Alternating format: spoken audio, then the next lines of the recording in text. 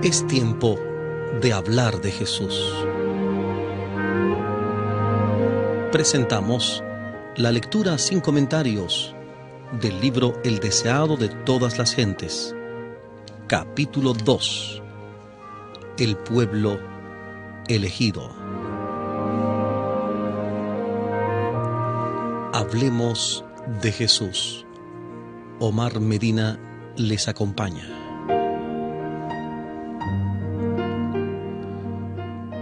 Durante más de 1000 años, los judíos habían esperado la venida del Salvador. En este acontecimiento habían cifrado sus más gloriosas esperanzas. En cantos y profecías, en los ritos del templo y en las oraciones familiares, habían engastado su nombre. Y sin embargo, cuando vino, no le conocieron. El amado del cielo fue para ellos como raíz de tierra seca, sin parecer en él ni hermosura, y no vieron en él belleza que lo hiciera deseable a sus ojos. A lo suyo vino y los suyos no le recibieron. Estas expresiones tomadas tanto de Isaías 53:2 como de Juan 1:11. Isaías 53:2, Juan 1:11. Sin embargo, Dios había elegido a Israel, lo había llamado para conservar entre los hombres el conocimiento de su ley, así como los símbolos y las profecías que señalaban al Salvador. Deseaba que fuese como fuente de salvación para el mundo. Como Abraham en la tierra donde peregrinó, José en Egipto y Daniel en la corte de Babilonia, había de ser el pueblo hebreo entre las naciones. Debía revelar a Dios ante los hombres. En el llamamiento dirigido a Abraham, el Señor había dicho: bendecirte he, y serás bendición, y serán benditas en ti todas las familias de la tierra. Génesis capítulo 12, versículos 2 y 3. Génesis 12, 2 y 3. La misma enseñanza fue repetida por los profetas. Aún después que Israel había sido asolado por la guerra y el cautiverio, recibió esta promesa: y será el residuo de Jacob en medio de muchos pueblos, como el rocío de Jehová, como las lluvias sobre la hierba, las cuales no esperan varón, ni aguardan a hijos de hombres. Miqueas capítulo 5, versículo 7. Miqueas 5, 7. Acerca del templo de Jerusalén, el Señor declaró por medio de Isaías: mi casa, casa de oración, será llamada de todos los pueblos. Isaías 56, 7. Pero los israelitas cifraron sus esperanzas en la grandeza mundanal. Desde el tiempo en que entraron en la tierra de Canaán, se apartaron de los mandamientos de Dios y siguieron los caminos de los paganos. En vano Dios les mandaba advertencias por sus profetas. En vano sufrieron el castigo de la opresión pagana. A cada reforma seguía una apostasía mayor. Si los hijos de Israel hubieran sido fieles a Dios, Él podría haber logrado su propósito honrándolos y exaltándolos. Si hubiesen andado en los caminos de la obediencia, Él los habría ensalzado por sobre todas las naciones que ha hecho, para alabanza y para renombre y para gloria. Verán todos los pueblos de la tierra, dijo Moisés, que tú eres llamado del nombre de Jehová y te temerán. Las gentes oirán hablar de todos estos estatutos y dirán: ciertamente pueblo sabio y entendido es esta gran nación. Como dice Deuteronomio, los capítulos 26, 28 y 4, Deuteronomio 26, 19, Deuteronomio 28, 10 y Deuteronomio 4, 6. Pero a causa de su infidelidad, el propósito de Dios no pudo realizarse, sino por medio de continua adversidad y humillación. Fueron llevados en cautiverio a Babilonia y dispersados por tierras de paganos. En la aflicción muchos renovaron su fidelidad al pacto con Dios. Mientras colgaban sus arpas de los sauces y lloraban por el santo templo desolado, la luz de la verdad resplandeció por su medio y el conocimiento de Dios se difundió entre las naciones. Los sistemas paganos de sacrificio eran una perversión del sistema que Dios había ordenado. Y más de un sincero observador de los ritos paganos aprendió de los hebreos el significado del ceremonial divinamente ordenado y con fe aceptó la promesa de un redentor. Muchos de los sacerdotes sufrieron persecución. No pocos perdieron la vida por negarse a violar el sábado y a observar las fiestas paganas. Al levantarse los idólatras para aplastar la verdad, el Señor puso a sus siervos frente a frente con reyes y gobernantes a fin de que éstos y sus pueblos pudiesen recibir la luz. Vez tras vez, los mayores monarcas debieron proclamar la supremacía del Dios a quien adoraban los cautivos hebreos.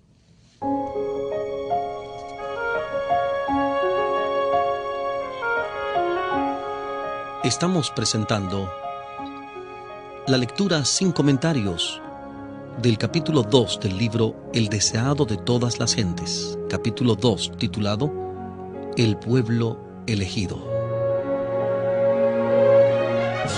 En Hablemos de Jesús.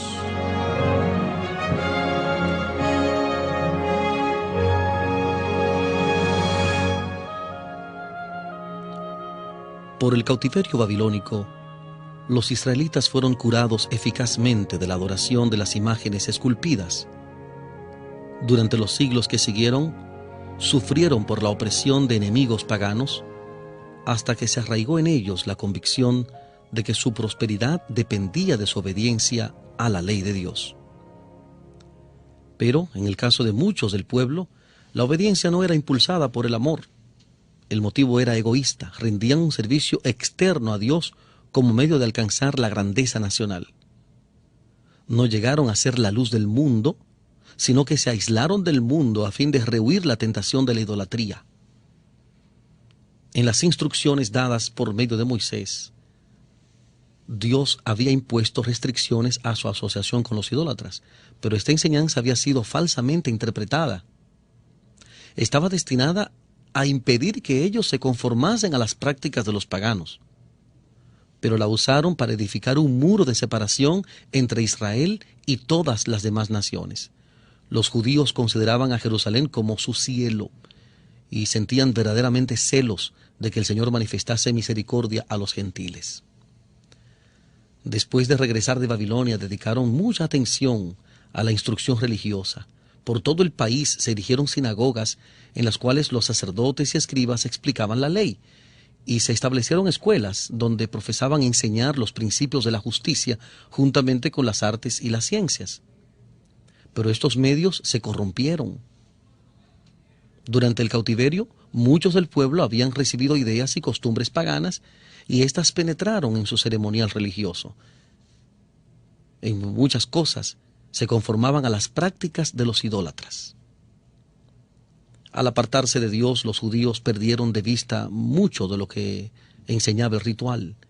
Este ritual había sido instituido por Cristo mismo.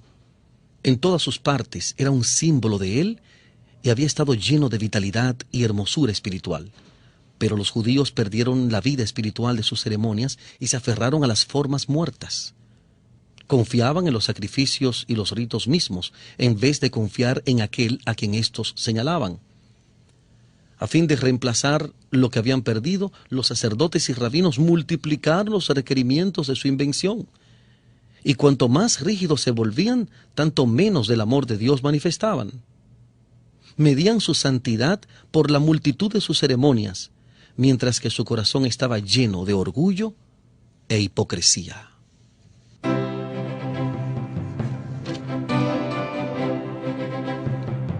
Estamos presentando la lectura sin comentarios del capítulo 2 del libro El deseado de todas las gentes. Capítulo 2. El pueblo elegido. Hablemos de Jesús.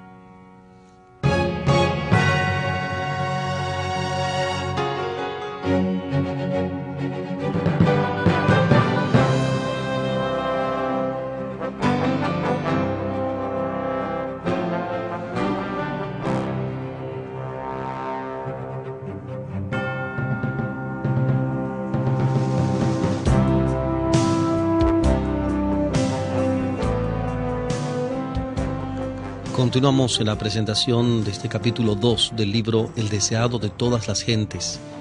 La lectura sin comentarios de este capítulo titulado El pueblo elegido. Con todas sus minuciosas y gravosas órdenes, era imposible guardar la ley. Los que deseaban servir a Dios y trataban de observar los preceptos rabínicos luchaban bajo una pesada carga. No podían hallar descanso de las acusaciones de una conciencia perturbada. Así Satanás obraba para desalentar al pueblo, para rebajar su concepto del carácter de Dios y para hacer despreciar la fe de Israel. Esperaba demostrar lo que había sostenido cuando se reveló en el cielo, a saber que los requerimientos de Dios eran injustos y no podían ser obedecidos. Aún Israel, declaraba, no guardaba la ley. Aunque los judíos deseaban el advenimiento del Mesías, no tenían un verdadero concepto de su misión. No buscaban la redención del pecado, sino la liberación de los romanos. Esperaban que el Mesías vendría como conquistador para quebrantar el poder del opresor y exaltar a Israel al dominio universal. Así se iban preparando para rechazar al Salvador. En el tiempo del nacimiento de Cristo, la nación estaba atascando el freno bajo sus amos extranjeros y la atormentaba la disensión interna. Se les había permitido a los judíos conservar la forma de un gobierno separado, pero nada podía disfrazar el hecho de que estaban bajo el yugo romano, ni avenirlos a la restricción de su poder. Los romanos reclamaban el derecho de nombrar o remover al sumo sacerdote, y este cargo se conseguía con frecuencia por el fraude, el cohecho y aún el homicidio. Así el sacerdocio se volvía cada vez más corrompido. Sin embargo, los sacerdotes poseían aún gran poder y lo empleaban con fines egoístas y mercenarios. El pueblo estaba sujeto a sus exigencias despiadadas y también a los gravosos impuestos de los romanos. Este estado de cosas ocasionaba extenso descontento. Los estallidos populares eran frecuentes. La codicia y la violencia, la desconfianza y la apatía espiritual estaban royendo el corazón mismo de la nación. El odio de los romanos y el orgullo nacional y espiritual inducían a los judíos a seguir adhiriéndose rigurosamente a sus formas de culto. Los sacerdotes trataban de mantener una reputación de santidad, atendiendo escrupulosamente a las ceremonias religiosas. El pueblo, en sus tinieblas y opresión, y los gobernantes sedientos de poder, anhelaban la venida de aquel que vencería a sus enemigos y devolvería el reino a Israel. Habían estudiado las profecías, pero sin percepción espiritual. Así habían pasado por alto aquellos pasajes que señalaban la humillación de Cristo en su primer advenimiento y aplicaban mal los que hablaban de la gloria de su segunda venida. El orgullo obscurecía su visión. Interpretaban las profecías de acuerdo con sus deseos egoístas.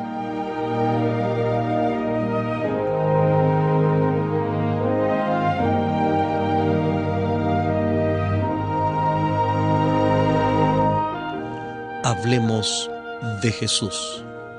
La lectura sin comentarios del libro El deseado de todas las gentes. Capítulo 2. El pueblo elegido.